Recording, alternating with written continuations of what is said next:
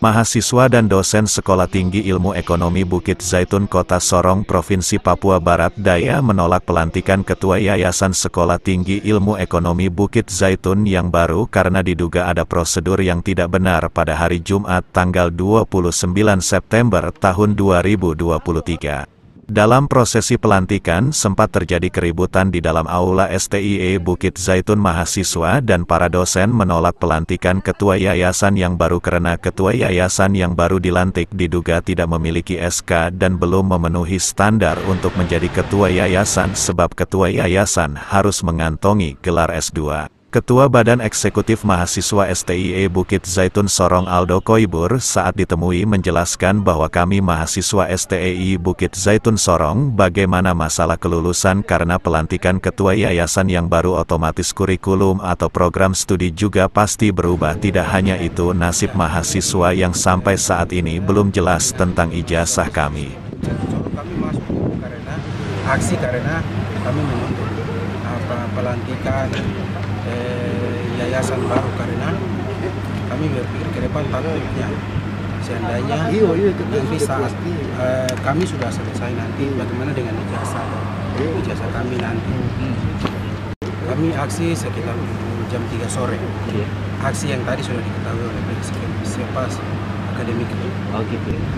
Tadi saat aksi kira-kira ada 40-an lah.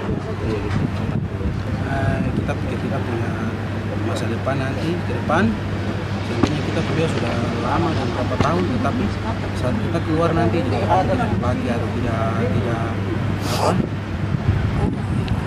tidak ini begitu. Jadi artinya itu yang tadi kami demo terkait hal ini, kami masa depan nanti. Sebenarnya ada untuk permasalahannya ya mungkin dari pihak keluarga yang bagian yayasan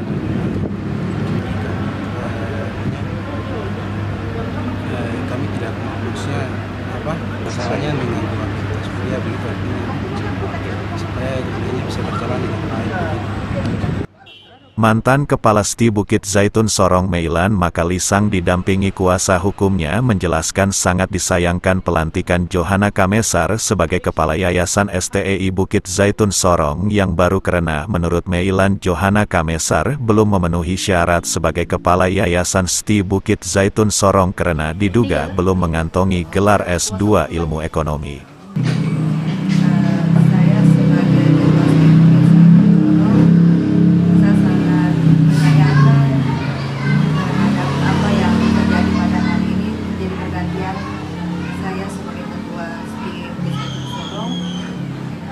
Masa jabatan saya 2019 sampai 2024, kemudian tanpa koordinasi dengan saya selaku ketua STIE, kemudian di hari ini ada pelantikan ketua STIE baru atas nama Johana Kamesar SPP.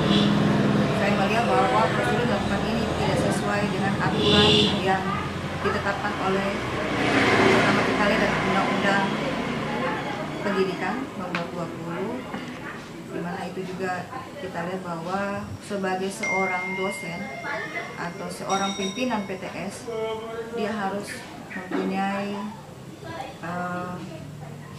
gelar S2. Saya tidak tahu apakah Ibu Johana ini mempunyai gelar S2, saya kurang tahu karena sebelumnya Ibu Johana Kamesar ini termasuk dari dosen Bukit Zaitun. Tapi karena kami selalu dimonitoring oleh LPK 14, termasuk Ibu Johana, di mana beliau itu sudah diberikan waktu begitu lama untuk membuktikan atau memberikan kepada kami Sekolah Tinggi Ilmu Ekonomi Bukit Zaitun Sorong sarjana S2-nya. Ibu Johana Kamesar ini belum S2, sehingga oleh Kepala LPK 14 yang sering melakukan monitoring kepada kami PTS, termasuk kami STIE Bukit Zaitun, Ibu Johana ini termasuk dosen yang harus kami tindak lanjut dikeluarkan dari STIE Bukit Zaitun. Bisa dilihat di follow bahwa beliau tidak masuk dalam dosen STIE Bukit Zaitun. Nah, kita melihat juga pemilihan ketua ini dilihat dari statuta STIE Bukit Zaitun. Statuta STIE Bukit Zaitun sangat jelas, di situ dijelaskan bahwa sebagai ketua masa sebagai ketua itu 5 tahun dan bisa diperpanjang sesuai dengan kebutuhan daripada yayasan. Jadi bukan berarti 10 tahun, bisa lebih daripada itu. Kenapa saya bisa katakan seperti itu? Karena penyusunan statuta ini saya selaku ketua STIE yang membuatnya. Dan saya tahu persis isi dari dalam statuta ini. Diangkatnya seorang menjadi seorang ketua. Contoh saya sebelum jadi ketua STIE, saya menjabat sebagai pembantu ketua 2. Dari 2004 sampai 2012. Baru kemudian saya dilantik jadi ketua STIE. Saya adalah ketua STIE yang kelima. Pertama Pak Martinus, yang kedua Pak Dr. Subai, yang ketiga Jackson Jumame, yang keempat Agustinus Papuli, dan saya termasuk ketua yang kelima. Dan sangat dipercayakan oleh ketua Yayasan STIE, Yayasan Bukit Zaitun Sorong. Selama tugas dan jabatan saya sebagai ketua STIE, saya selalu melaporkan tugas-tugas saya baik secara akademik maupun secara keuangan. Jujur, selama berjalannya kampus ini, karena visi dari misi dari ketua yayasan ini, sebenarnya kami sangat minus. Saya sampaikan minus karena setiap bulannya kami minta uang dari ketua yayasan.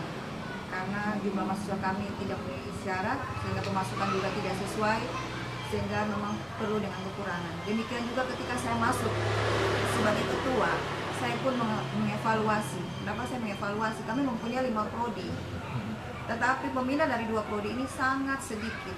Ketika sedikit, akhirnya 3 prodi, Ekbang, manajemen maupun akuntansi. Yang paling banyak mahasiswanya akuntansi. Ekbang juga sangat sedikit dan manajemen. Sehingga ketika yang banyak ini menutupi 4 prodi yang kecil, sedikit. Tapi itu pun minus. Kenapa saya mengatakan hal ini minus? Sehingga ketika suami saya sudah tidak menjabat sebagai ketua DPR, otomatis apa yang minus itu lebih sangat kelihatan dan kami merasakannya.